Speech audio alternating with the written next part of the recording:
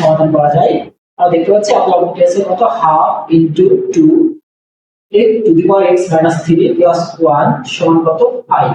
যদি এটা হয় তাহলে x এর মান কত আমরা সেটা কিন্তু বের করব।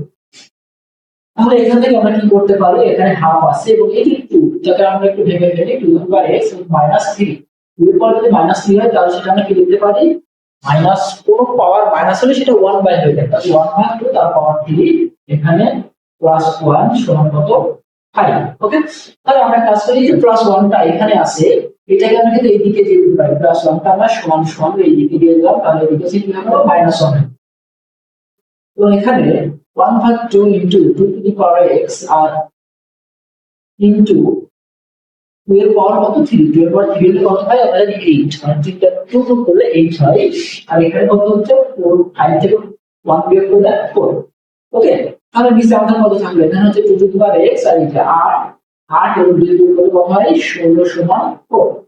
তাহলে আমরা এখানে কি করব, 2 টু দি পাওয়ার x এই যে 16 বা 16টি ভাগ অবস্থায় আছে এটা কি লিখলে কি হয়ে যাবে, গুণ হয়ে যাবে। তাহলে এর সাথে এটা গুণ হয়ে গেল, এর সাথে গুণ হয়ে কত হয়ে গেল, এর সাথে গুণে 4 কত হয়, 4 মান হলো 64 বা 64।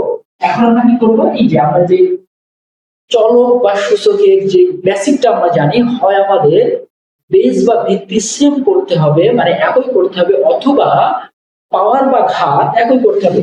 তাহলে এখানে পাওয়ার বা ঘাত একই করা সম্ভব না, আমরা বেস কিন্তু একই করতে পারি, কারণ এখানে বেস আছে কত 2, আর এই যে 64 একে আমরা বেস ধরলে কত পাওয়া যায়, পাওয়ার হয়ে যাবে 6। তাহলে দেখতে পেলাম এখন কি এদিকে বেস 2, এদিকে বেস কত হয়ে গেছে 2 হয়ে গেছে। তাহলে এখন আমরা x সমান কত লিখতে পারি 6 লিখতে পারি। তাহলে আমাদের রাইট অ্যানসার কত হচ্ছে 6 হচ্ছে রাইট অ্যানসার হচ্ছে ঘ। এই অঙ্কটি কিন্তু 46তম বিসিএস এ আসছে এবং এমন অঙ্ক বিভিন্ন সময় কিন্তু চাকরি পরীক্ষাতে এসেছে।